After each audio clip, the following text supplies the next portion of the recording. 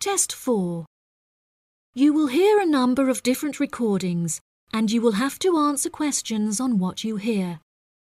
There will be time for you to read the instructions and questions, and you will have a chance to check your work. All the recordings will be played once only. The test is in 4 sections. At the end of the test, you will be given 10 minutes to transfer your answers to an answer sheet. Now turn to Section 1. Section 1. You will hear a woman inquiring about a job vacancy.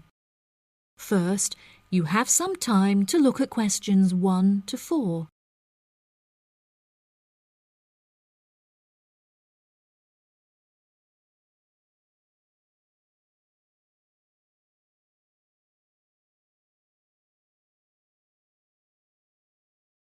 Now we shall begin. You should answer the questions as you listen, because you will not hear the recording a second time. Listen carefully and answer questions 1 to 4. Hi there. Welcome to the Job Centre. How can I help? Good morning. I'm here to inquire as to whether you have any jobs available at the moment. Yes, we have several available. What kind of job is it that you're looking for? Well, I'll take any part-time jobs I can get. I'm really strapped for cash at the moment. OK. Bear with me while I have a browse on our system. Here we are. We have 3 vacancies at the moment, all involving quite different roles. That sounds promising. What are they? The first one is for a post as a receptionist. It says here that experience in reception or general administration is preferred, but not essential. Have you worked on a reception desk previously? No, I haven't. I had a baby quite young, and so I have very little work experience. Could you tell me a few more details? Yes, of course. The job will be to mainly provide quality customer service, both over the phone and in person. When customers are waiting, you will be expected to provide them with refreshments and ensure they have a first-rate experience. I think I could manage that, and I'm a very friendly person. That's great. Do you have any information about the hours involved? It says here that you will be expected to work several early mornings, 4 days a week. Any other requirements? Yeah, you'll have to go through a couple of weeks of unpaid training before qualifying for the post. I don't know if I would be able to fully commit to that. Did you say it's 4 days per week? Yeah, it says here 4 days a week, with another day off per week when requested in advance. It also explicitly states that at least one of your working days must fall on a weekend. I'll have to think about that and talk to my babysitter. Before you hear the rest of the conversation, you have some time to look at questions 5 to 10.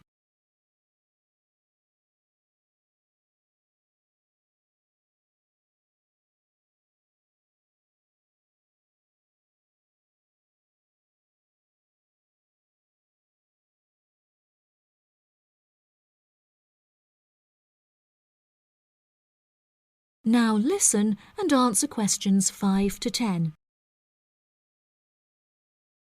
Are there any other roles beginning later in the day? Yes, there's an advertisement here for a driver. It says you'll need a clean and valid UK driver's licence, with absolutely no exception. No problems there. I passed my test first time and have never received any points. It also explicitly states that you must be over 25 and have been driving for at least 6 years. That sounds quite exciting. Is there any more information? Yep, it says here that working hours are flexible and the employers are happy to work within your personal schedule since they employ multiple drivers. That's great. The employers ask for a commitment to either mornings 5 days per week, evenings 5 days per week, or 3 full working days per week. I'm sure I can handle all that without a problem. As well as driving the employers to and from work, They will ask you to perform various duties on their behalf, such as collecting the grocery shopping and picking their children up from school. Do they need me to work a day on the weekend as well? No, it says here that they only require you to work on weekdays, not weekends. That sounds interesting. OK, there's only one more left, another customer service related post. It looks like it requires you to work short hours, quite late at night, so it might not be suitable for you. Do you want to hear about it anyway? Yeah, can't do any harm. OK, so it's a post for a cashier in a cinema in the centre of town. I'm sure you've been to the cinema a few times, so you can guess what kind of role it would be. They're quite short and late shifts, between 5:30 and 10:30 most nights, with slightly longer shifts on Friday and Saturday nights. Can you tell me what the job involves? Yes, sure. It says that you'll be required to sell and dispense tickets and provide refreshments.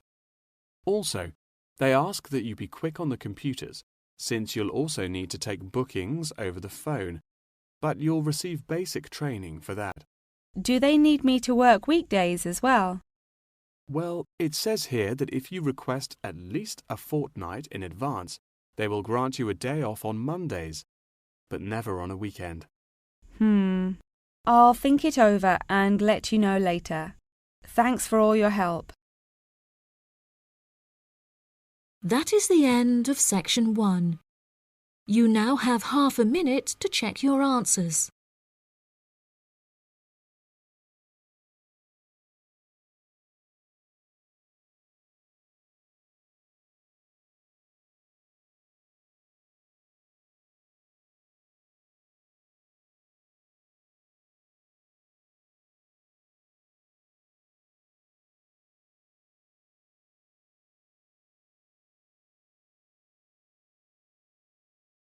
Now turn to section 2.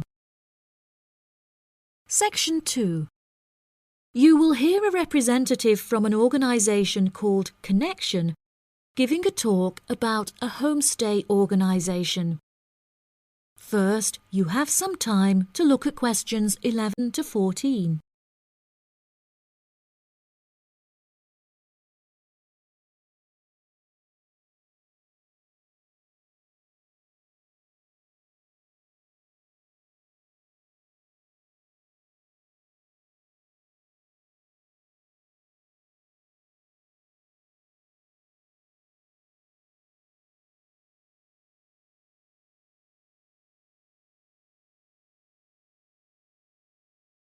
Now listen carefully and answer questions 11 to 14.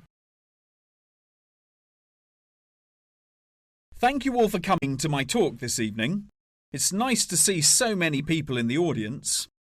For those of you who don't know very much about Connection, let me start by giving you some background information about it. Connection is a British organisation that facilitates homestays all over the globe. This organisation prides itself on matching tens of thousands of host families with guests every single year, allowing travellers to discover a country's culture in a way like no other. Homestays are ideal for both travellers and homeowners, enabling intercultural exchanges and the development of lifelong friendships while providing travellers with often discounted accommodation costs and host families with a steady income from the comfort of their own homes. The homestay experience is particularly popular with university exchange students looking for a more genuine insight into their country of choice and an unrivaled opportunity to develop their language skills. The homestay experience is truly unique and once in a lifetime, and one that you will likely remember for the rest of your lives. It is important to note, however, that some people will find it difficult to adapt to the new country, with many enduring what is known as culture shock. Connection's advice for those suffering from culture shock is to go out and make as many friends as possible, no matter how difficult you may find it. friends are guaranteed to help you feel more integrated as part of the local society and show you some great places to hang out. At first, it might seem extremely challenging to overcome the language barrier between you and your host family. However, you will find that you quickly overcome this and develop a very close and almost familial relationship. Many of our travellers have suggested that they have found discussing their hobbies and other interests with their host families is the best way to overcome any barriers, since you are more likely to find something you share in common. For example, you might find that you are both passionate about football and end up playing in the local field every week. One of our guests undertaking a homestay in a rural area of the UK told us that she and her host now take a Tai Chi class together upon a hilltop at sunrise, calling the experience absolutely breathtaking. After the first few weeks, you will find your understanding of the people around you and their culture deepens by leaps and bounds, and you will soon become one of the locals. Our hosts in over 140 countries turn a location into a culture, time into experience, and strangers into friends. Before you hear the rest of the talk, you have some time to look at questions 15 to 20.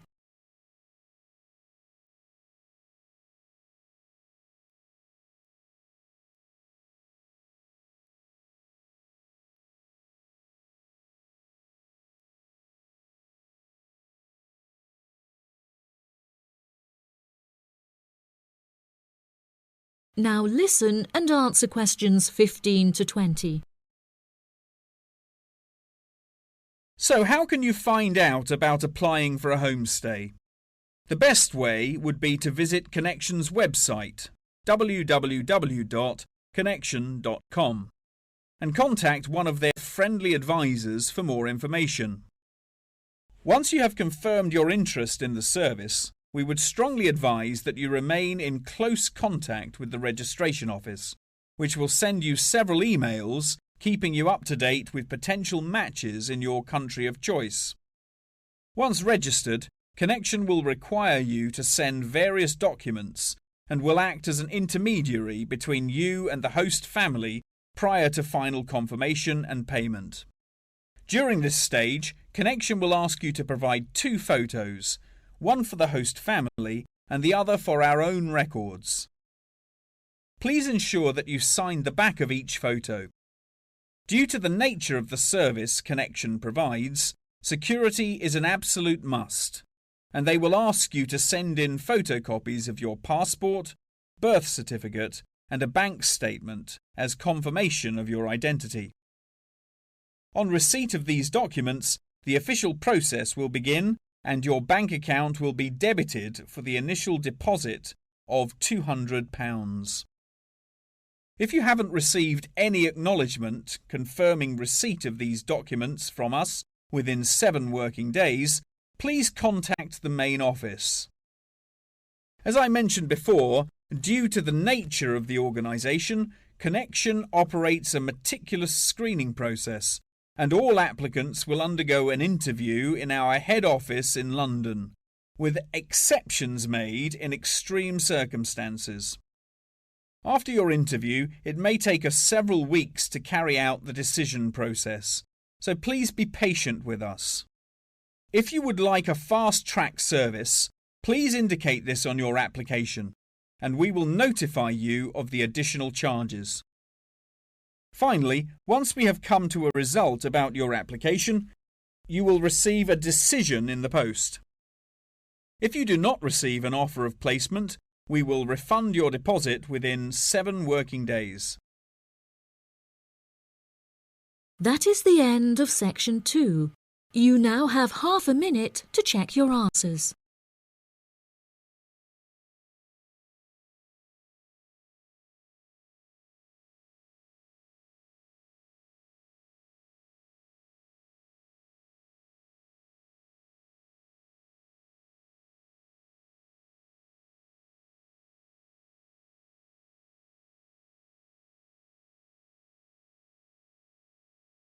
Now turn to Section 3.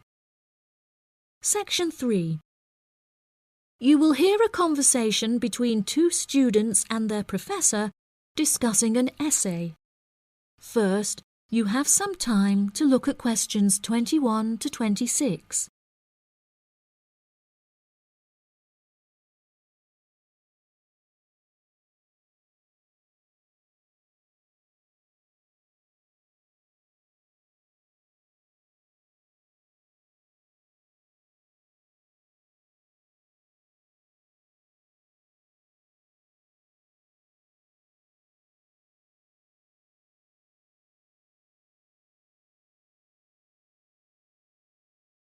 Now listen carefully and answer questions 21 to 26.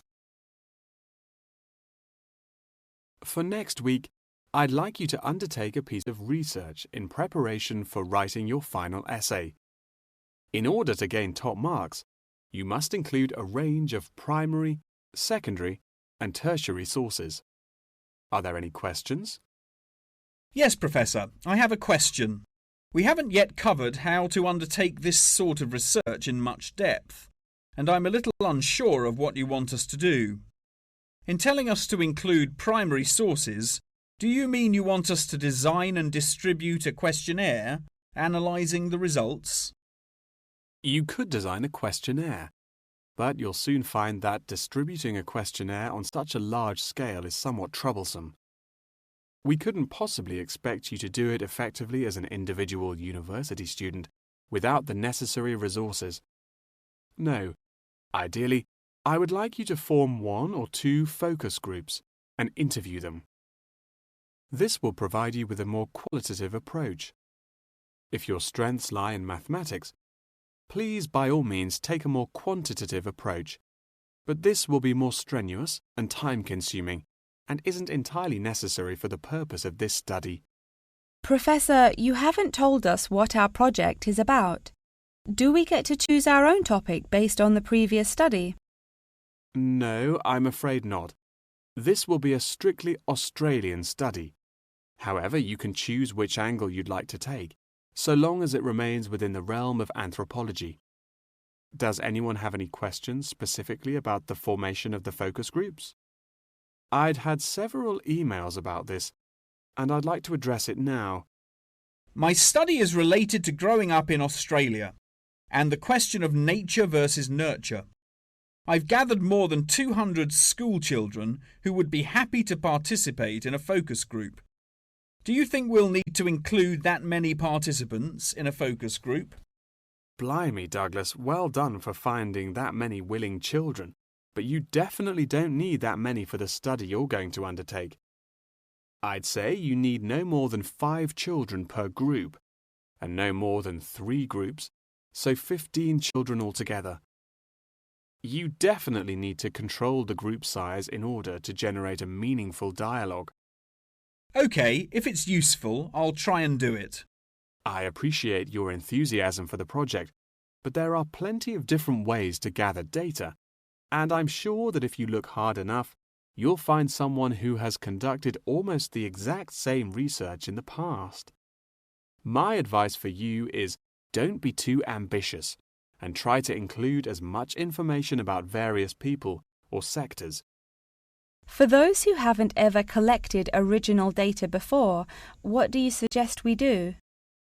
I would suggest that you read accounts from other people who have undertaken such research to see what advice they can give.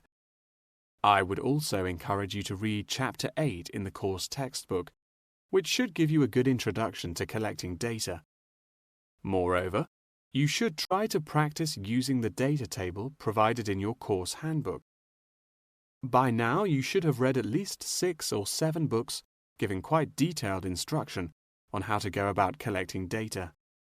Professor, I don't know about everyone else, but I'm having trouble reading the books. I had a really big assignment for another course, and I've been spending all my time on that. Jane, have you read all the books the professor mentioned? Well, my trouble is getting hold of the books. I've been to the library several times, but all the books are out. Sounds like you should have started borrowing books a bit earlier. Yes, I should have. But I got several ones from my friend a couple of days ago. I just skimmed through them and don't remember a lot of the information. Before you hear the rest of the conversation, you have some time to look at questions 27 to 30.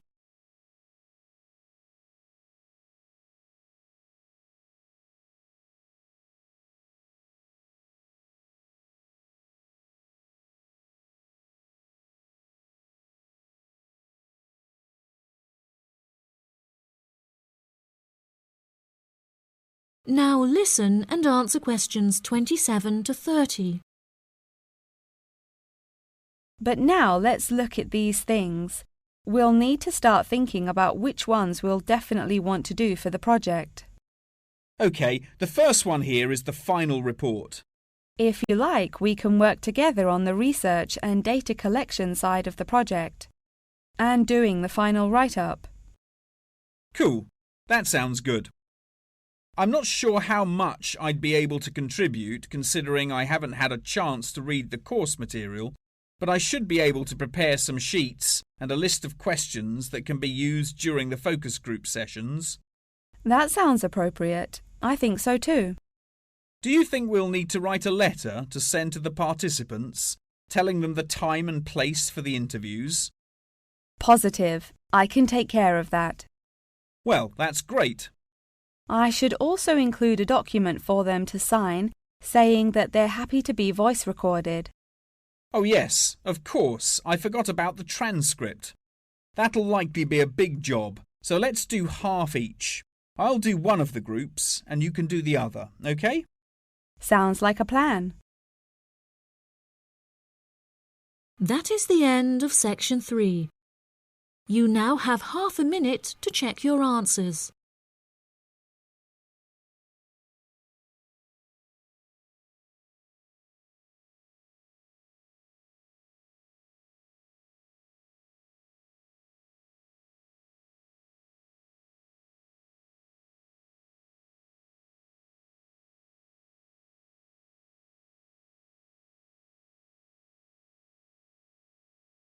Now turn to section 4. Section 4. You will hear a talk on the research of the graphical symbol. First, you have some time to look at questions 31 to 40.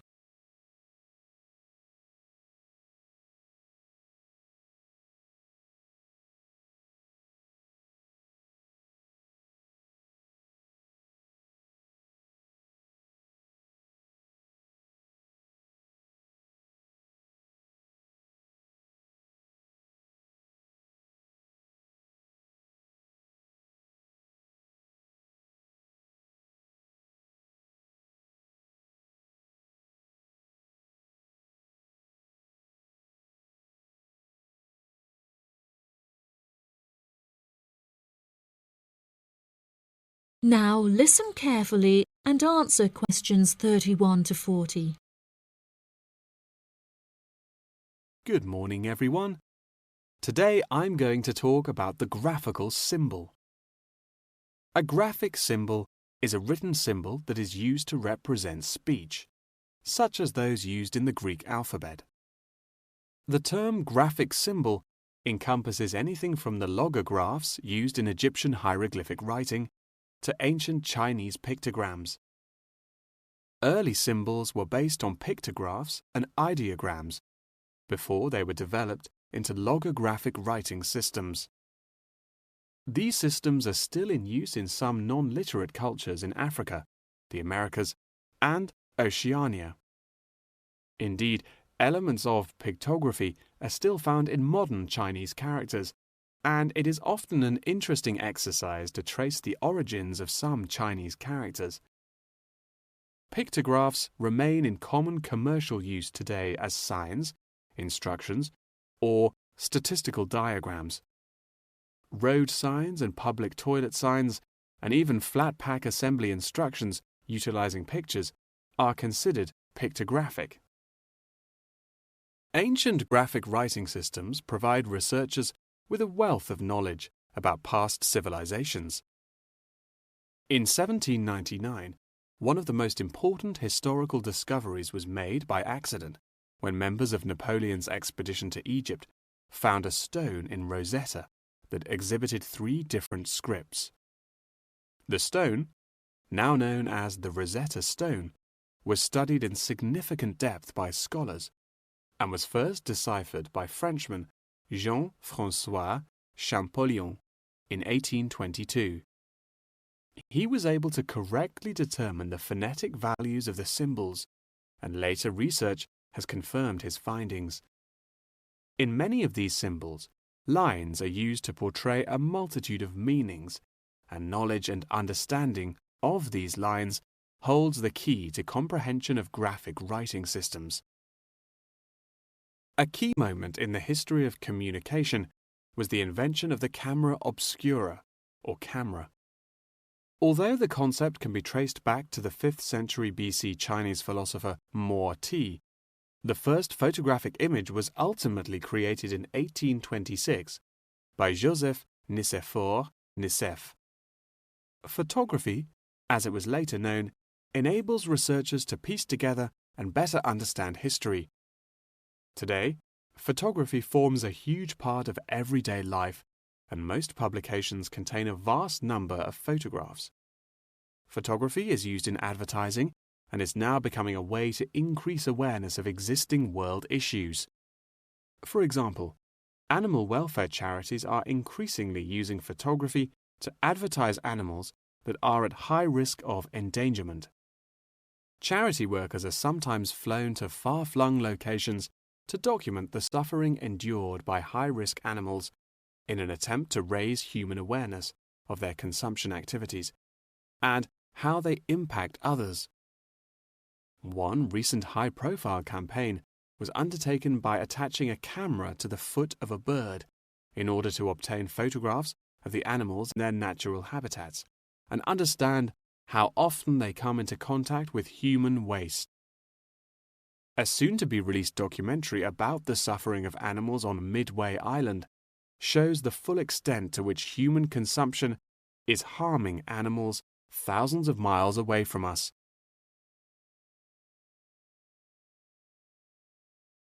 As photography continues to progress, with the use of drones now becoming somewhat commonplace, we should expect more and more objects to be included in the future, expanding the horizon of photography ever further. Indeed, the downward pressure on traditional media prices means that media companies are being forced to get creative on how to make a profit. Many have found that the answer to this lies in advertising, and companies are now willing to devote a large portion of their budgets to advertising in newspapers. By the same token, marketing has become an essential part of a company's business model, often meaning the success or failure of a company. As a result, much time and money has been pumped into the development of effective branding, with attractive packaging playing a large role in this. However, many governments are now seen to be cracking down on marketing and packaging in an attempt to protect consumers from being misled. In particular, tobacco companies are now subject to ever-increasing regulation. For example, in the United Kingdom, legislation is soon to pass preventing any form of branding or differentiation on cigarette packaging in efforts to curb the harmful effects of smoking. Finally, one must not forget the fundamental role that graphic writing systems have had to play in mathematics. Graphs, icons, and diagrams often form the very basis of these branches of academia. Indeed, one needs to look no further than chemistry's periodic table to see a perfect example of graphic writing systems in use today. That is the end of section 4. You now have half a minute to check your answers.